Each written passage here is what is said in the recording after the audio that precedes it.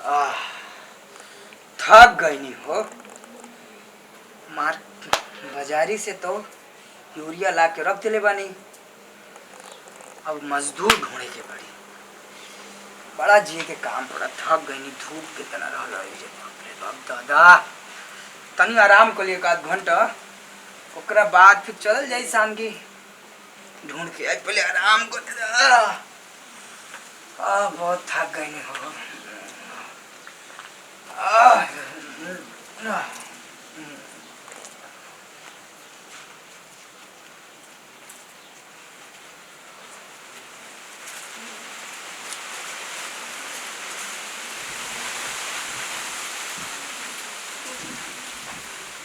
वो सुनी ना ए अरे हमरा के अरे तू चुड़ैले नहीं आके ऐसे धोए दब जैसे नींद लगल कि आके का भइल का घट बैठा। अरे दादा नींद लागल का कि आ गेलू। बैठा बैठा। अरे एहने का बैठा तो एहने बैठो। एने कहां बैठा एहने बैठा ऐसे। हाँ ऐसे बैठा तन तोहार मुंह देखी ताकि लागे ना कि हमार मेहरारू आइल बिया। अच्छा ठीक। कानी के नींद का लागल तो से देख ना गइल ना। अच्छा सुनी ना हम बोल या हमरा के आज घूमने के बहुत मन करता। ले चली ना घुमावे। कहाँ घूमे के मन करता? मेला। मेला? अरे छोट बच्ची थोड़ी होती तो के हम लेके चली मेला घूमे। ना हमरा के जाए के बा बस और हम कुछ ना जानेंगे। प्लीज चली ना। देखा अब हम बाजारे गए रहनी। वैसे से एक तो साइकिल चला के एक बोरिया ला के यूरिया रख ले बनी। हाँ अब हमके 4 बजे जाए के बाद मजदूर ढूंढे। अरे तो 4 बजे जाए बना।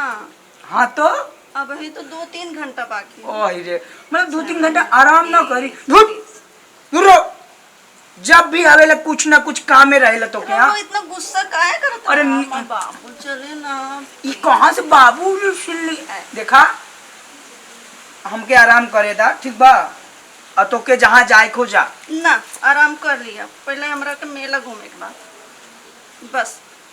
देखा मेला के जितना करेगा मेला के गदेल का सुनो जब बाबू हो जाए ना तो लेके चल जाए तो वहू के तो घूम लिया जितना। ना हमें अभी ही जाएगा है गदेल।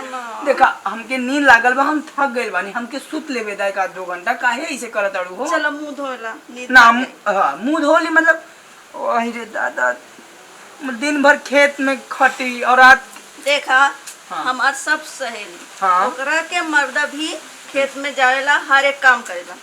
वो तो घूमे गइल और तू फिर इतना काहे चला ना। देखा तो आज सहेली के जौन मर्द लोग होली है ना वो लोग पैसा वाले हुई हैं। अभी चला मान ला हम चला तनी तोहरा साथे ठीक बा लेकिन घूमे खातिर पैसा चाहिए ना। और जौन पैसा आएगा सब तो हम खेत खातिर यूरिया लेके आने में हमारे पास पैसा नहीं के। झूठ ना बोलो बस। देखा तो के हर तो के भरोसे तो नहीं के हो। और ये का करत अड़ू। अरे पैसा है झूठ काहे बोलता? देखा हम का कहते सुना ना हमरा जाए बस बस जाएगा। कौनो तो बतिया काहे नहीं के समझेलू यार। बतिया समझबू हमके सुते दा ना तो फिर हमार गुस्सा लागी तो हम फिर तो के चिल्ला दे। सुतवा नहीं दादा। अरे ऐसे का करत अड़ू। दादा सुते दा। अरे ये बहुत सतावेलू यार तू ऐसे। सुना ना हां सुना ना। अरे मेला चलबे कहा तानी बुझात नहीं के तो के चल जो जैसे सुते दे हमके। ना सुनबा 4 बजे जाए के गांव में का कहती मजदूर खोजे खातिर।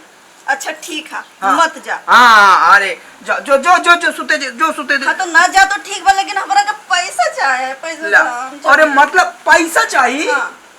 कितना पैसा चाहिए? पूरा 5000। 5000? हाँ तो मेला घूमे जेबे कि मेला खरीदे जेबे 5000? खरीदे। जब ना जाइबा ना तो हमरा के 5000 चाहे बस। 5000? हाँ। तो बाबूजी कब 5000 देखले बाने 5000 मेला खातिर? हमार बाबूजी ना बहुत देखले बारे समझा। हाँ तो एक काम कर सुन तू हमार मेहरारू ना है हमार दुख तोहार दुख तो तनी बाबूजी से कह के ना 10,000 रुपया मंगा ला तो 5,000 में तू मेला घूम लिहा। अब 5,000 में हमके थोड़ा कुछ काम बा खेती के, तो बल्कि फसल काटी ना तो तोरे बाबूजी के हम 10,000 के बजाय 15,000 दे देब और तोहू के एगो ना मंगलसूत्र और बनवा दे। वो तो हम बनवाबे करब, और वो भी तोहरा पैसा से, ठीक है? हाँ, तो हम का बाबूजी के करनी? नइखे। अच्छा, बाबूजी के पैसा बड़ा दुखाता तो के? हाँ, मतलब हमार बाबूजी है ना। हाँ, पैसा देना, बनी जाए हमरा के देना। ये भगवान कौन मुसीबत पड़ल बिया हमरे। देना का दी पैसा। भारी ना बतालू के बटन तोड़ देलू तुझे, हमारे आई को बटन गई। अरे वो हम लगा दे, मेला देखे कुछ न लगावे ले तू, हमार बटन तो तोड़ अच्छा, दे डालू। रुका। हे भगवान, कहाँ के बकलो मस्का मारतिया। ला हो गई, अब दा हमरा के पैसा। ऐसे कोई करेला अपने मर्द के? ऐसे क्यों, ऐसे धक्का देला के हो? अच्छा ना, अब हम तो के कही अच्छा चल हम तो के 5,000 देबे तो मन अच्छा लगी? ऐसे हम कर ली का? ऐसे धक्का देलू ना हमके इजे लागल ना। जा अब जा सुते। अच्छा सुना, तो के 5,000 चाहिए ना? 5,000 चाहिए तो हमके ना 2 घंटा सुत लेवेला। 2 घंटा सुत के ना हमार दिमाग ठंडा हो जाई, ओकरा बाद फिर तो के हम 5,000 देगा। 5 हमरा क्या बही चाहे? अरे तो भियान चल जाई ना दा क्रिया खेले बड़े का बहन जाबे। और ऐसे ना दे, बड़ा जबरदस्ती करे के पैसा नहीं खे, ना ना पैसा नहीं के जो नहीं तो अरे अरे अरे अरे पैसा नहीं के कहता नहीं।